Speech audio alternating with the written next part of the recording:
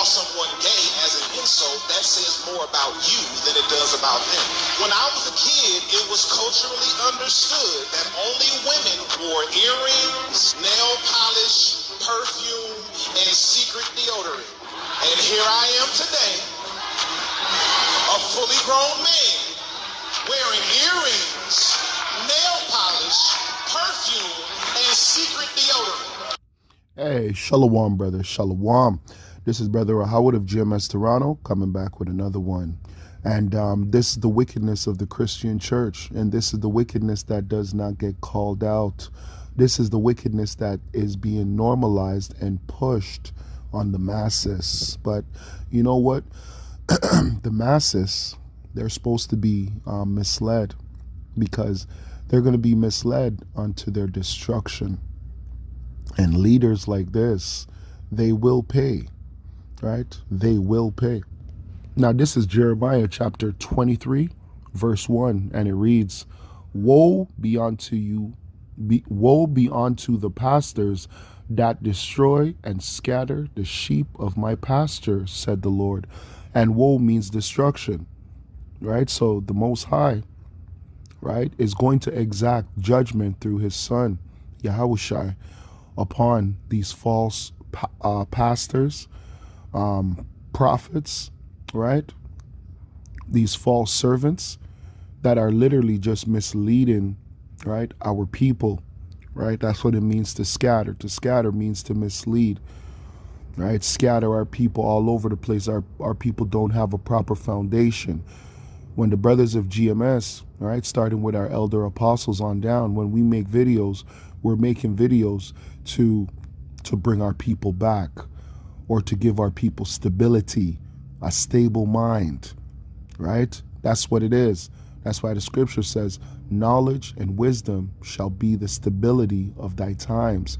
That's what we give you, brothers, and we give you sisters that as well. We give you stability of the mind, spiritually as well, right? Mentally, emotionally, and spiritually, we are giving you stability through truth. That's how we do that. We give it to you through truth. When you're listening to our videos, we're ministering to your mind and to your spirit, right? We are ministering to you. We are servants unto you people as well, knowledge-wise. And this is wicked knowledge. This is not righteousness. Because that's my business. I look how I want to look, and I smell how I want to smell. Well, that's not what the scriptures say. The scripture says that a man cannot just look how he wants to look. The scriptures talks about a dress code. Is there a dress code for men? Yes, there is. Now, this is Deuteronomy chapter 22, verse 5, and it reads, the woman shall not wear that which pertaineth unto a man, neither shall a man put on a woman's garment, for all that do so are abomination. Let's get that word. This is the word. Abomination. A thing that causes disgust or hatred, right? It says, for all that do so are abomination unto the Lord thy power. So the Lord is disgusted by you, and he hates you, right? He hates you. He hates your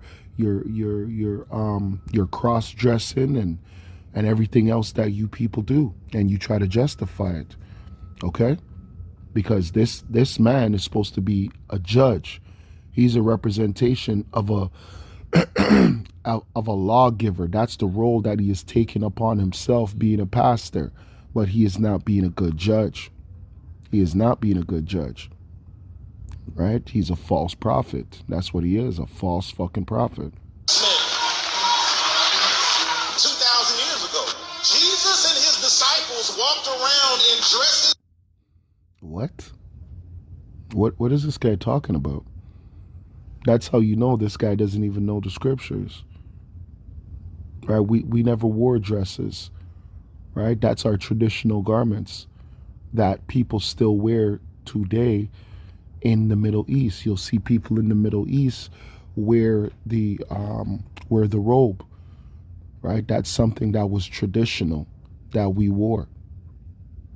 Right? It was a garment but it wasn't a woman's garment. That's not what it was. It wasn't a dress, right? The idea of a dress, or the skirt or the kilt, right? Let's get that 1 second.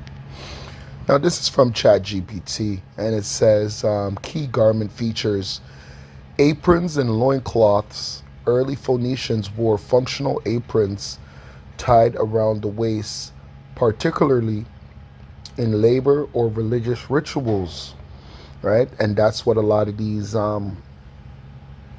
celebrities do today, right? You'll see a lot of these celebrities, these men, in what we deem as dresses or skirts, but really and truly it's a kilt. They're showing you that they're masons, right? High level masons, right? This is that degenerate A$AP Rocky, right? This is him in that garment, right? Right, showing you that he's a witch. Now this is A$AP Rocky in a kilt, right?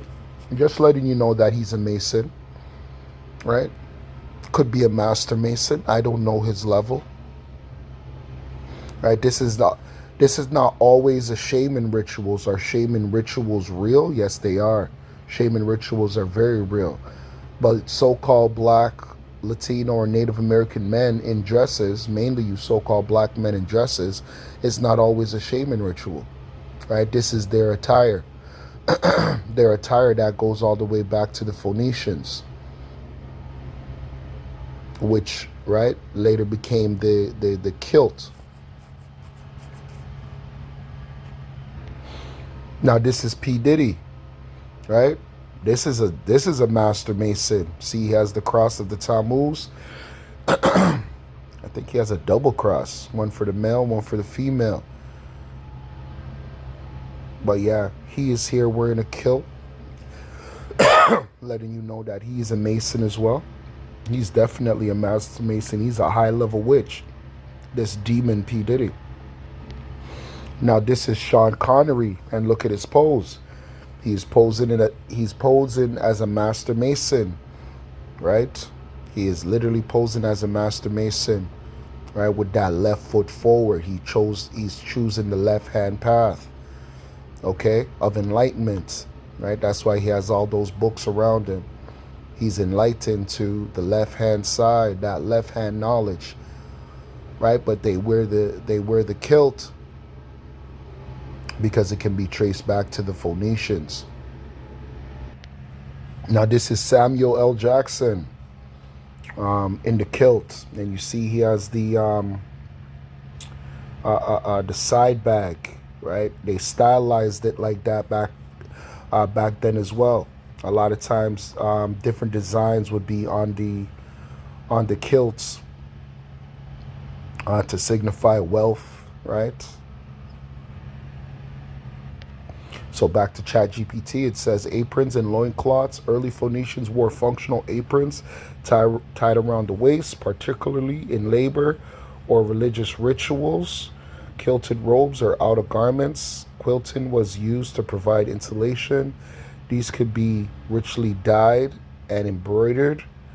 Purple dye fabric, that's the Tyrian purple. That's what the Phoenicians used, or they were known for. Their signature extracted from the murex snail, used for elite garments, including aprons or robes for kings and priests, fringes and borders, decorative and symbolic, often denoting status or deity allegiance, right? Let's read that again. It says often denoting status or deity allegiance, right? So that's the same thing that these modern day witches do as well. You see these guys, right? They're given their honor or their reverence to their god, or sometimes just to their belief system, right?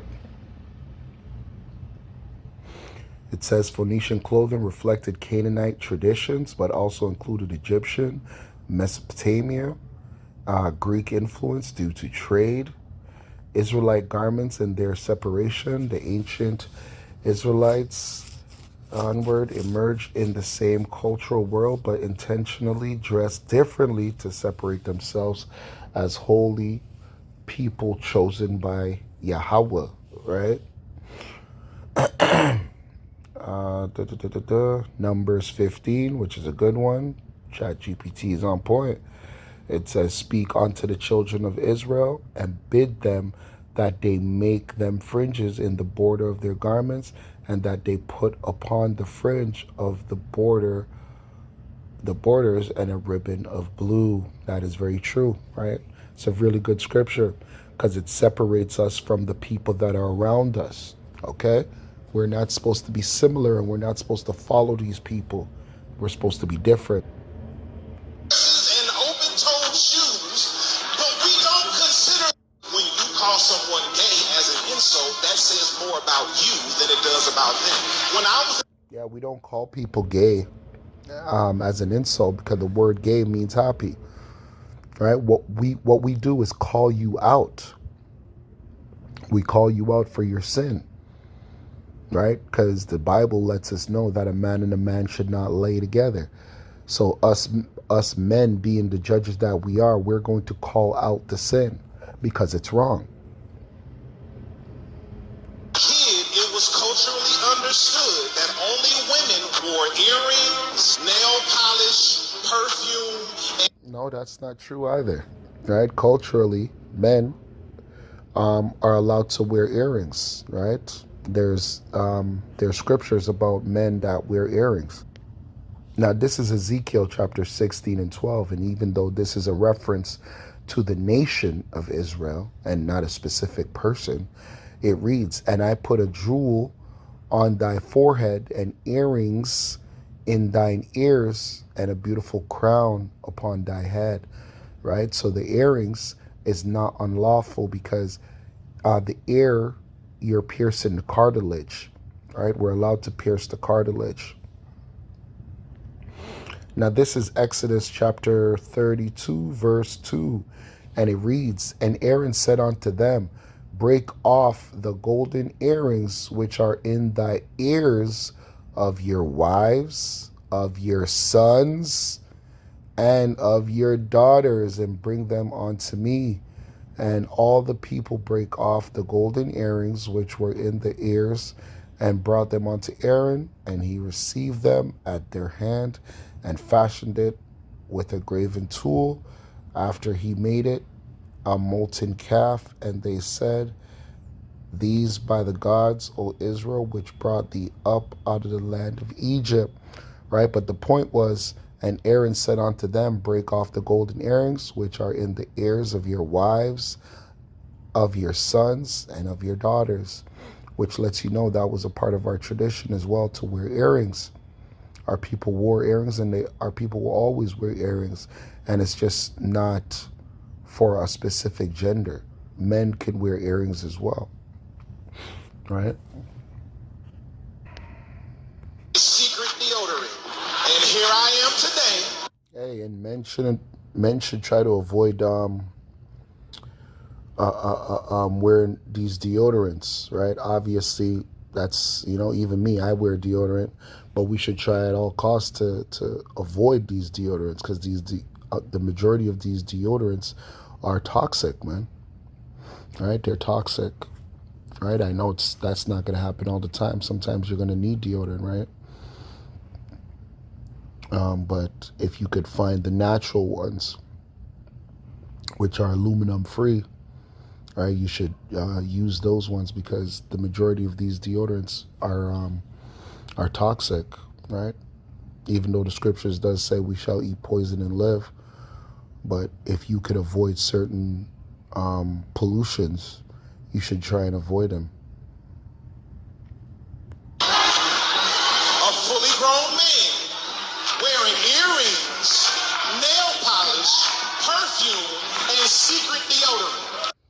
You're definitely not a man in the sense of a man. You're a man in the sense of your gender, right? Yes, you're a male, but are you a man? No, You're not even a judge. You're not even a real pastor. You're a false pastor. Right? And I'm telling you, you false pastors, man, you will be deleted. The Most High, through his Son, is going to roll upon you, and he will judge you. And he's going to judge you for all the wickedness and all the blasphemy.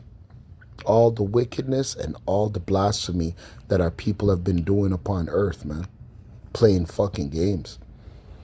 Right? But I just wanted to make a quick lesson on that. And with that, I'd like to give all praises, glory, and honor to Yahweh, Bahashim, Yahushai, Bahashim, Bakakwadash. Double honors unto the elders and elder apostles of GMS that rule well and that teach well. And to the brothers on the four corners of the earth doing this work in truth and in sincerity. Shalom. Till next time. Kwame Asherallah.